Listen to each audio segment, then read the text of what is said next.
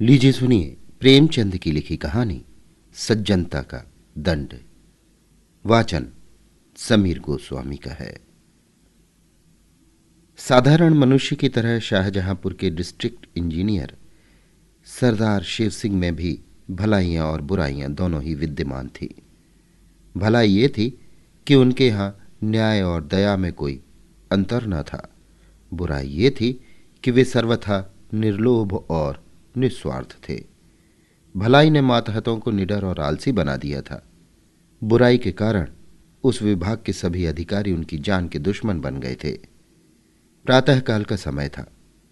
वे किसी पुल की निगरानी के लिए तैयार खड़े थे, मगर साइस अभी तक मीठी नींद ले रहा था।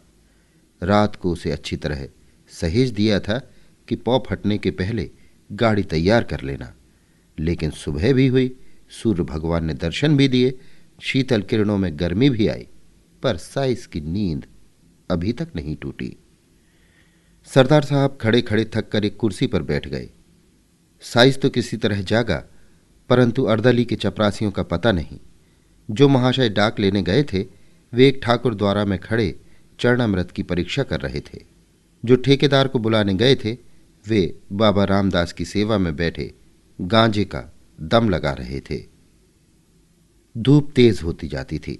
सरदार साहब झुंझलाकर मकान में चले गए और अपनी पत्नी से बोले, इतना दिन चढ़ाया, अभी तक एक चपरासी का भी पता नहीं। इनके मारे तो मेरे नाक में दम आ गया है। पत्नी ने दीवार की ओर देखकर दीवार से कहा, यह सब उन्हें सिर चढ़ाने का फल है। सरदार साहब चिढ़कर बोले, क्या करूं, उन्हें फांसी दे दूं? सरदार साहब के पास मोटर कार का तो कहना ही क्या, कोई फिटन भी ना थी। वे अपने इक्के से ही प्रसन्न थे, जिसे उनके नौकर चाकर अपनी भाषा में उड़न खटोला कहते थे। शहर के लोग उसे इतना आदर सूचक नाम न देकर छकड़ा कहना ही उचित समझते थे। इस तरह सरदार साहब अन्य व्यवहारों में भी बड़े मितव्ययी थे। उनके दो भाई इलाहाबाद में पढ़ते थे। विधवा माता बनारस में रहती थी। एक विधवा बहन भी उन्हीं पर अवलंबित थी। इनके सिवा कई गरीब लड़कों को छात्रवृत्तियां भी देते थे। इन्हीं कारणों से वे सदा खाली हाथ रहते। यहां तक कि उनके कपड़ों पर भी इस आर्थिक दशा के चिन्ह दिखाई देते थे। लेकिन ये सब कष्ट सहकर भी वे लोभ को अपने पास फटकने न देते थे। जिन लोगों पर उनका स्नेह था वे उनकी सज्जनता को सराहते थे और उन्हें देवता समझते थे। उनकी सज्जनता से उन्हें कोई हानि न होती थी। लेकिन जिन लोगों से उनके व्यावसायिक संबंध थे वे उनके सद्भावों के ग्राहक न थे, क्योंकि उन्हें हानि होती थी। यहाँ तक कि उन्हें अपनी सहधर्मिणी से भी कभी कभी अप्रिय बातें सुननी पड़ती थी। एक दिन वे दफ्तर से आए तो उनकी पत्नी ने स्नेहपूर्ण ढंग से कहा, तुम्हारी ये सज्जनता किस काम की, जब सारा संसार तुमको बुरा कह रहा है? सरदार साहब ने दृढ़ता से जवाब दिया, संसार जो चाहे कहे, परमात्मा तो देखता है। रामा ने यह जवाब पहले ही सोच लिया था। वो बोली, मैं तुमसे विवाद तो नहीं करती, मगर जरा अपने दिल में विचार करके देखो कि तुम्हारी इस सच्चाई का दूसरों पर क्या असर पड़ता है। तुम तो अच्छा वेतन पाते हो, तुम अगर हाथ ना बढ़ाओ तो तुम्हारा निर्वाह हो सकता है, रूखी रोटियां मिल ही जाएंगी। मगर ये 10-5 रुपए के चपरासी, मुहर्रिर, दफ्तरी बेचारे कैसे गुजर करें? उनके भी बाल बच्चे हैं, उनके भी कुटुंब परिवार हैं, शादी, गमी, तिथि, त्योहार, ये सब उनके पास लगे हुए हैं। भलमनसी का भेष बनाए काम नहीं चलता। बताओ उनका गुजर कैसे हो? अभी रामदीन चपरासी की घरवाली आई थी। रोते रोते आंचल भीगता था। लड़की सयानी हो गई है, अब उसका ब्याह करना पड़ेगा। ब्राह्मण की जाति, हजारों का खर्च। बताओ उसके आंसू किसके सिर पड़ेंगे? ये सब बातें सच थीं। इनसे सरदार साहब को इनकार नहीं हो सकता था। उन्होंने स्वयं इस विषय में बहुत कुछ विचार किया था। यही कारण था कि वो अपने माताहतों के साथ बड़ी नरमी का व्यवहार करते थे। लेकिन सरलता और शालीनता का आत्मिक गौरव चाहे जो हो, उनका आर्थिक मूल बहुत कम है। वे बोले, तुम्हारी बातें सब यथार्थ हैं, किंतु मैं विवश हूं, अपने नियमों को कैसे तोड़ूं? यदि मेरा वश चले तो मैं उन लोगों का वेतन बढ़ा दूं, लेकिन ये नहीं हो सकता कि मैं खुद लूट मचाऊं और उन्हें लूटने दूं। रामा ने व्यंग्यपूर्ण शब्दों में कहा, तो ये हत्या किस पर पड़ेगी? सरदार साहब ने तीव्र होकर उत्तर दिया, ये उन लोगों पर पड़ेगी जो अपनी हैसियत और आमदनी से अधिक खर्च करना चाहते हैं। अर्दली बनकर क्यों वकील के लड़के से लड़की ब्याहने को ठानते हैं? दफ्तरी को यदि टहलुए की जरूरत हो तो ये किसी पाप कार्य से कम नहीं। मेरे साइज की स्त्री अगर चांदी की सिल गले में डालना चाहे तो ये उसकी मूर्खता है। इस झूठी बड़ाई का उत्तरदाता मैं नहीं हो सकता। इंजीनियरों का ठेकेदारों से कुछ ऐसा ही संबंध है जैसे मधुमक्खियों का फूलों से। अगर वे अपने नियत भाग से अधिक पाने की चेष्टा ना करें तो उनसे किसी को शिकायत नहीं हो सकती। ये मधुरस कमीशन कहलाता है। रिश्वत लोक और परलोक दोनों का ही सर्वनाश कर देती है। उसमें भय है, चोरी है, बदमाशी है, मगर कमीशन एक मनोहर वाटिका है जहां न मनुष्य का डर है न परमात्मा का भय, यहां तक कि वहां आत्मा की छिपी हुई चुटकियों का भी गुजर नहीं। और कहां तक कहें, उसकी ओर बदनामी आंख भी नहीं उठा सकती। ये वो बलिदान है जो हत्या होते हुए भी धर्म का एक अंश है। ऐसी अवस्था में यदि सरदार शिव सिंह अपने उज्ज्वल चरित्र को इस धब्बे से साफ रखते थे और उस पर अभिमान करते थे तो क्षमा के पात्र थे। मार्च का महीना बीत रहा था। चीफ इंजीनियर साहब जिले में मुआयना करने आ रहे थे, मगर अभी तक इमारतों का काम अपूर्ण था। सड़कें खराब हो रही थीं। ठेकेदारों ने मिट्टी और कंकड़ भी नहीं जमा किए थे। सरदार साहब रोज ठेकेदारों को ताकीद करते थे, मगर इसका कुछ फल न होता था। एक दिन उन्होंने सबको बुलाया। वे कहने लगे, तुम लोग क्या यही चाहते हो कि मैं इस जिले से बदनाम होकर जाऊं? मैंने तुम्हारे साथ कोई बुरा सलूक नहीं किया। मैं चाहता तो आपसे काम छीन कर खुद करा लेता, मगर मैंने आपको हानि पहुंचाना उचित न समझा। उसकी मुझे ये सजा मिल रही है। खैर, ठेकेदार लोग यहां से चले तो बातें होने लगीं। मिस्टर गोपाल दास बोले, अब आटे दाल का भाव मालूम हो जाएगा। शहबाज खां ने कहा, किसी तरह इसका जनाजा निकले तो यहां से। सेठ चुन्नीलाल ने फरमाया, इंजीनियर से मेरी जान पहचान है, मैं उसके साथ काम कर चुका हूं, वो उन्हें खूब लथेड़ेगा। इस पर बूढ़े हरिदास ने उपदेश दिया, यारो स्वार्थ की बात है, नहीं तो सच ये है कि ये मनुष्य नहीं देवता है। भला और नहीं तो साल भर में कमीशन के 10,000 तो होते होंगे। इतने रुपयों को ठीकरे की तरह तुच्छ समझना क्या कोई सहज बात है?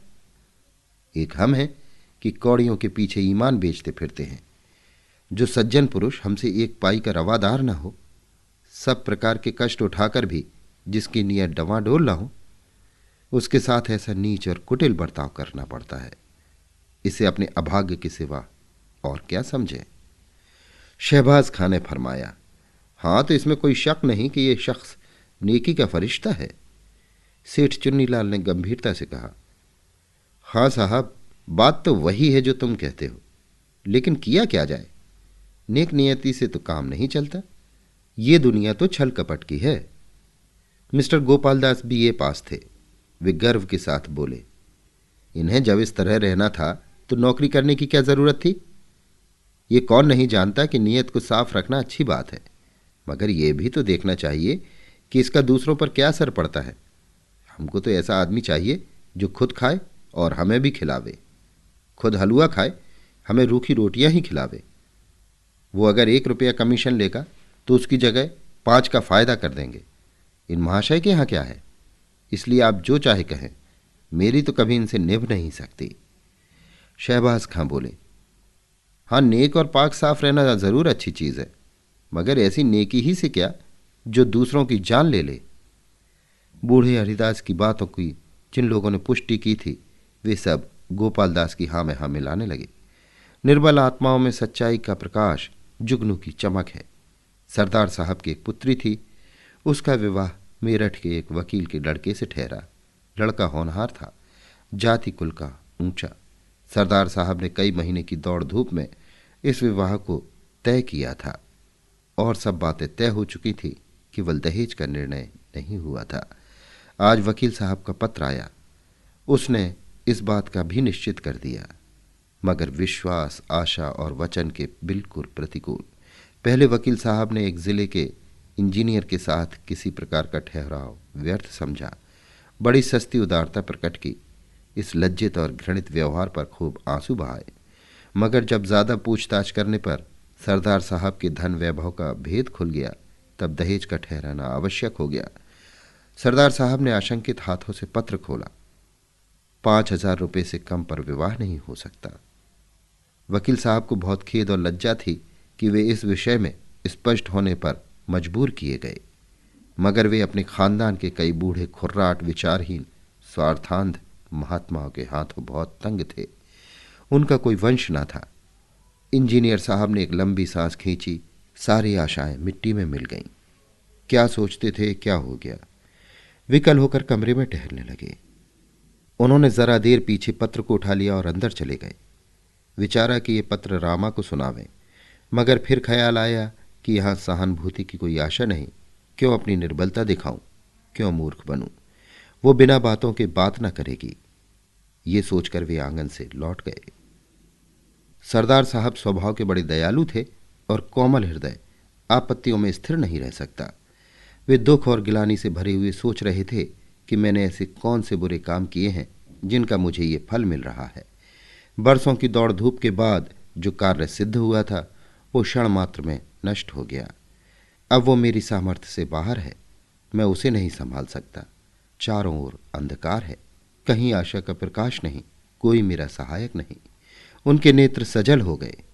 सामने मेज पर ठेकेदारों के बिल रखे हुए थे। वे कई सप्ताहों से यूं ही पड़े थे। सरदार ने उन्हें खोलकर भी न देखा था। आज इस आत्मिक ग्लानि और नैराश्य की अवस्था में उन्होंने इन बिलों को सतृष्ण आंखों से देखा। जरा से इशारे पर ये सारी कठिनाइयां दूर हो सकती हैं। चपरासी और क्लर्क केवल मेरी सम्मति के सहारे सब कुछ कर लेंगे। मुझे जबान हिलाने की भी जरूरत नहीं, न मुझे लज्जित ही होना पड़ेगा। इन विचारों का इतना प्राबल्य हुआ कि वे वास्तव में बिलों को उठाकर गौर से देखने और हिसाब लगाने लगे कि उनमें कितनी निकासी हो सकती है। मगर शीघ्र ही आत्मा ने उन्हें जगा दिया। आह, मैं किस भ्रम में पड़ा हुआ हूं! क्या उस आत्मिक पवित्रता को जो मेरी जन्म भर की कमाई है केवल थोड़े से धन पर अर्पण कर दूं? जो मैं अपने सहकारियों के सामने गर्व से सिर उठाए चलता था, जिससे मोटर कार वाले भ्रातृगण आंखें नहीं मिला सकते थे, वही मैं आज अपने उस सारे गौरव और मान को, अपनी संपूर्ण आत्मिक संपत्ति को 10-5 हजार रुपयों पर त्याग दूं? ऐसा कदापि नहीं हो सकता। अब उसको विचार को परास्त करने के लिए, जिसने क्षण मात्र के लिए उन पर विजय पाली थी, वे उस सुनसान कमरे में जोर से ठठाकर हंसे।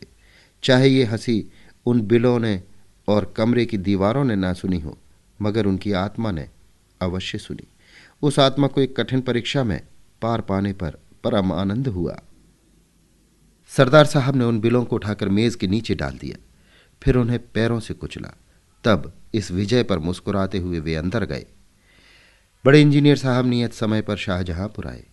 उनके साथ सरदार साहब का दुर्भाग्य भी आया। जिले के सारे काम अधूरे पड़े हुए थे। उनके खानसामा ने कहा, हुजूर, काम कैसे पूरा हो? सरदार साहब ठेकेदारों को बहुत तंग करते हैं। हेड क्लर्क ने दफ्तर के हिसाब को भ्रम और भूलों से भरा हुआ पाया।